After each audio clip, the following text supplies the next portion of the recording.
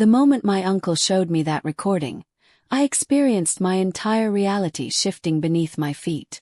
In the footage were my parents and my sibling Thomas, gathered at our familiar kitchen table in Phoenix, discussing me as though I were merely an inconvenience.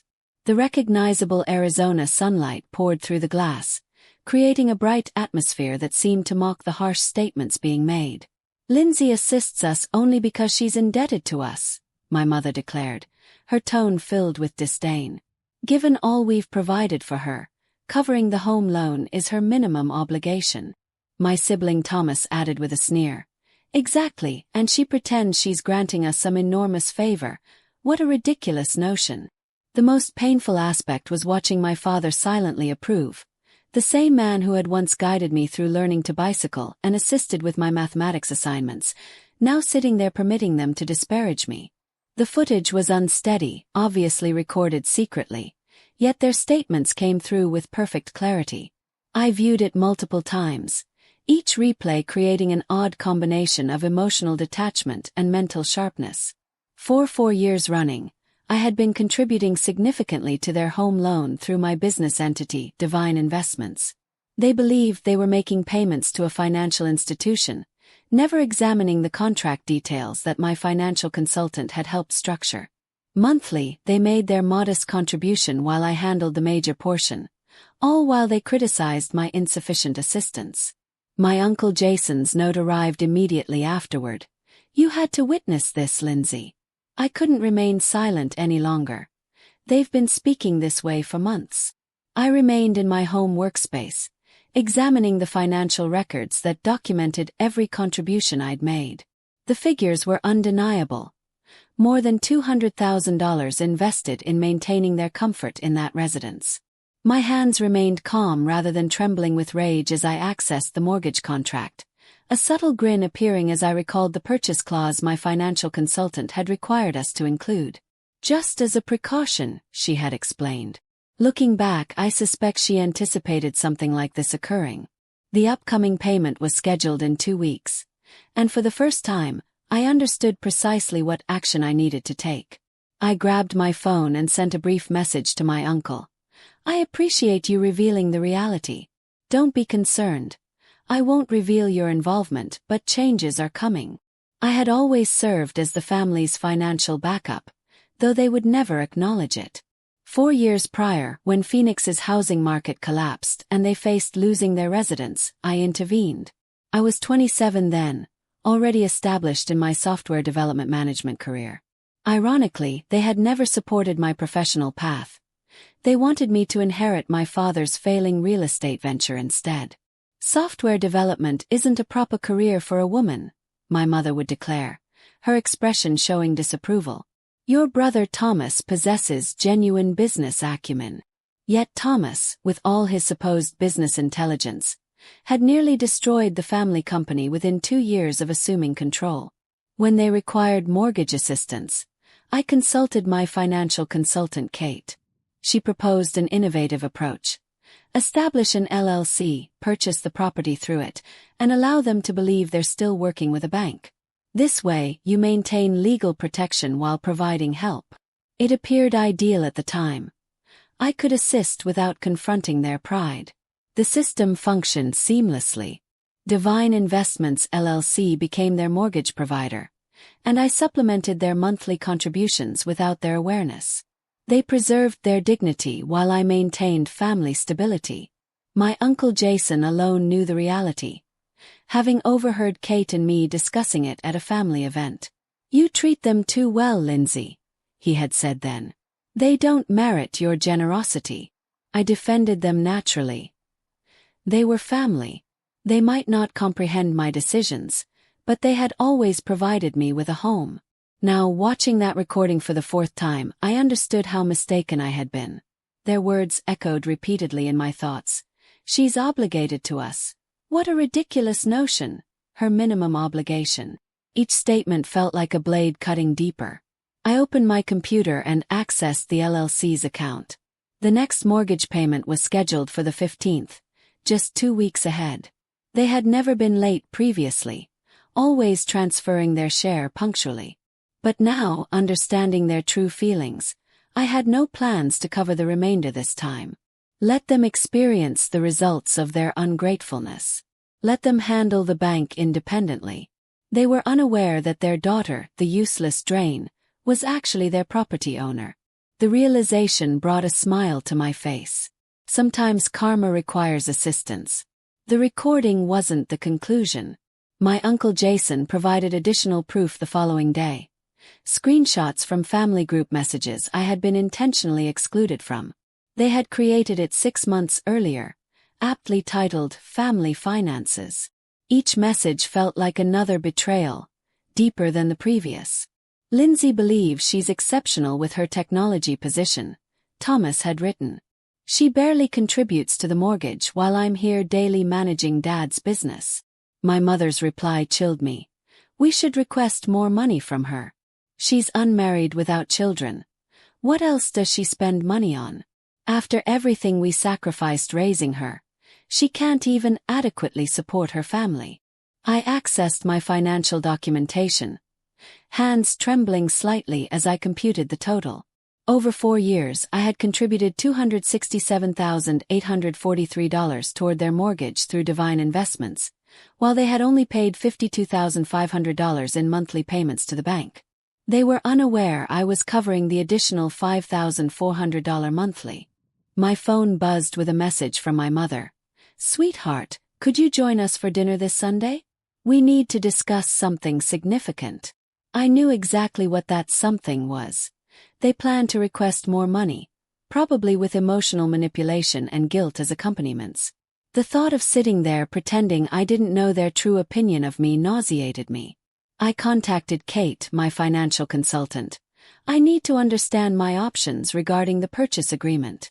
I suspected you might, she replied, sounding unsurprised. Remember that provision we included? If they miss a payment, Divine Investments can execute the purchase option immediately. The house would become yours completely, and they'd become monthly tenants. A strategy began developing in my mind. And if they were late with rent? Standard Arizona eviction regulations would apply. You'd have the right to provide them notice, she paused. Lindsay, are you certain you want to pursue this path? I considered years of condescension, of being the family ATM while they ridiculed me privately. I thought about Thomas destroying our father's business while they praised his business sense. I considered every disparaging comment about my career, my life decisions, my supposed duties to them. Yes, I answered, my voice firm. I'm certain. But I won't reveal anything yet. Let them believe everything's normal for now. I responded to my mother. Of course I'll come to dinner, looking forward to it. The heart emoji felt ironic but necessary. After all, they had taught me well. Sometimes the best revenge requires a perfect poker face. The next mortgage payment was due in 13 days.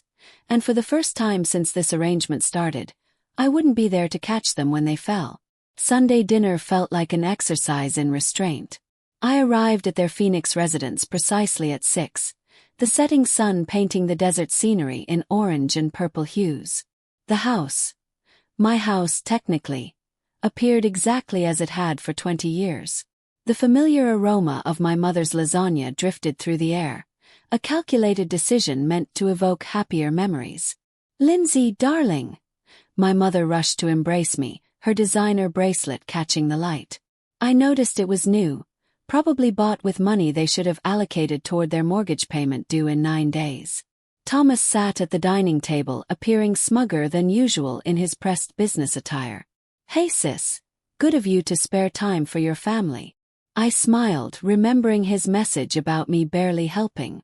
If he only understood that his entire lifestyle depended on my generosity. I always make time for family, I replied, the irony thick in my voice. My father emerged from his office, reading glasses positioned on his nose. He was examining papers that I glimpsed were bank statements. The sight almost made me laugh. They were preparing their request carefully. Before we eat, my mother began, setting down the lasagna. We wanted to discuss something significant. She glanced at my father, who nodded encouragingly. Certainly, I said, serving myself a portion.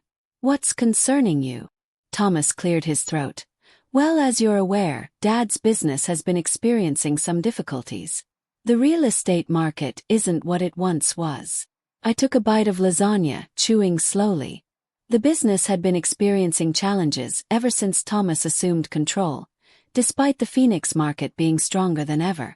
We've been considering, my mother continued, reaching for my hand across the table, how fortunate we are to have such a successful daughter. Your father and I made many sacrifices to provide you with quality education. I observed her performance with new understanding. The gentle touch, the reminder of their sacrifices. It was all carefully orchestrated. The mortgage payment has become quite burdensome, my father added, his voice carrying that particular tone of parental authority he'd always used to make me feel insignificant. And with you succeeding so well in your computer work. Software development, I corrected automatically, though they'd never bothered to understand the difference. Right, he dismissed. Well, we thought perhaps you could contribute more to the monthly payments. After all, this is your family home too. If they only knew how much of it was already mine.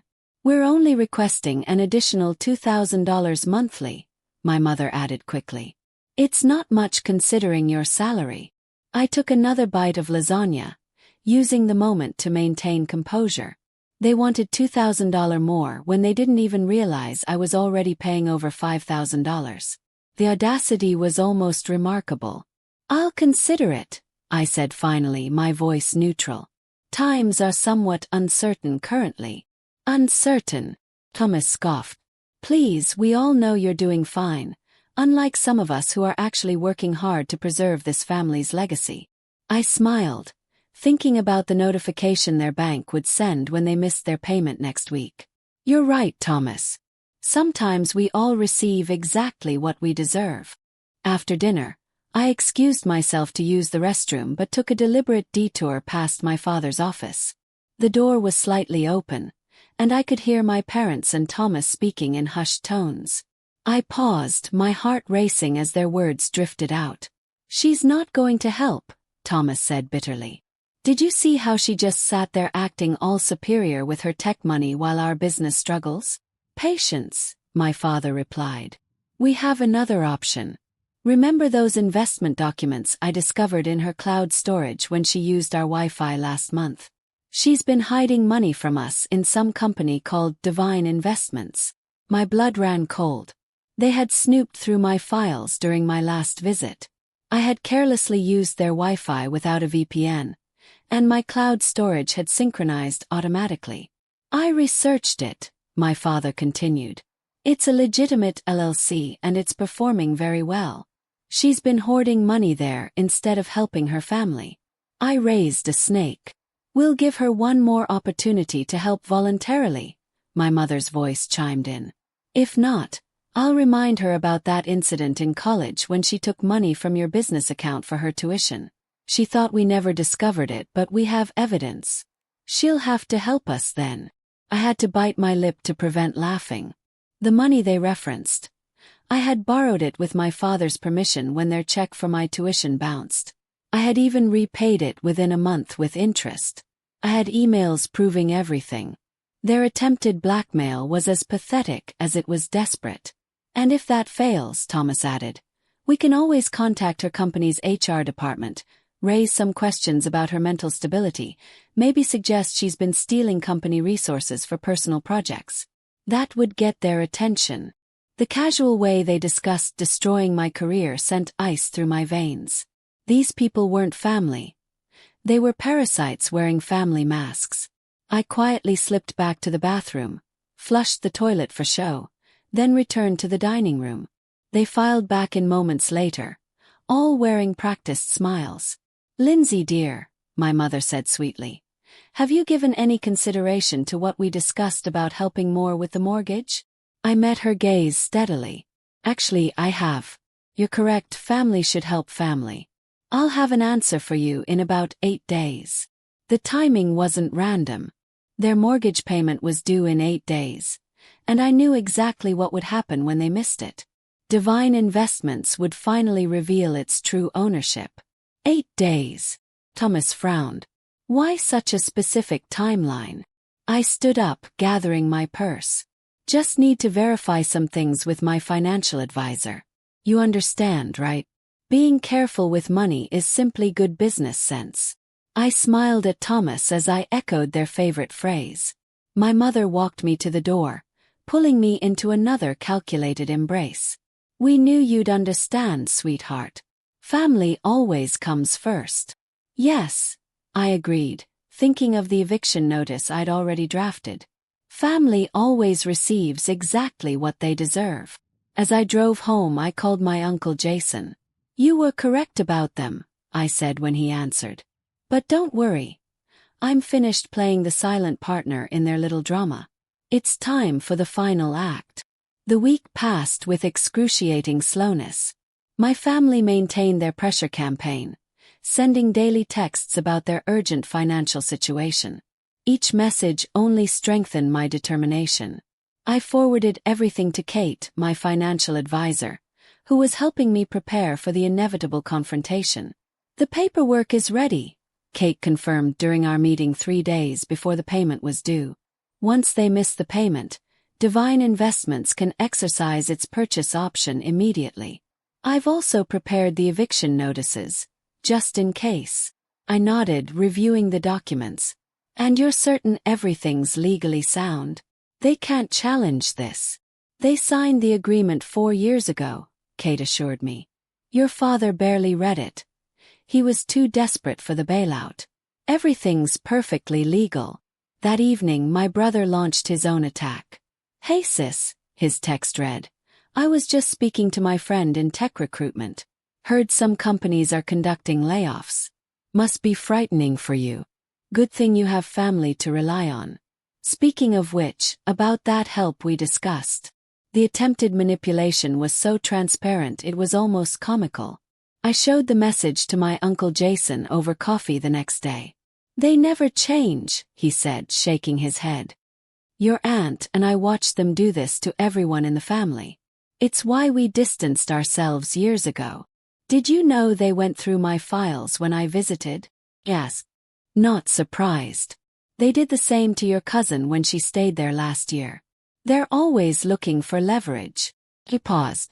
Are you ready for the fallout? They won't take this well. I thought about their threats to contact my company's HR, their plans to blackmail me, their years of taking my help while mocking me behind my back. I'm ready. They made their choice. Now they'll face the consequences. 2 days before the payment was due, my mother called. Lindsay, we need your answer about the mortgage help. Times are tough, and family needs to stick together. Don't worry, Mom, I replied, my voice steady. Everything will be clear very soon. That night I received an email from the family's bank. They had tried to transfer money from their account to Divine Investments, but the payment had bounced. They were already overdrawn. I forwarded the notification to Kate. Here we go, she replied. Want me to start the proceedings tomorrow? I thought about the lasagna dinner, their smug faces, their casual discussion of destroying my career. I thought about the years of manipulation, the constant demands, the endless ingratitude. No, I typed back. Let's wait until the payment officially fails. Let them spend the next 2 days thinking everything's fine. They taught me well, timing is everything. I opened my laptop and began drafting an email to my company's HR department, documenting my family's threats and including the evidence Uncle Jason had gathered.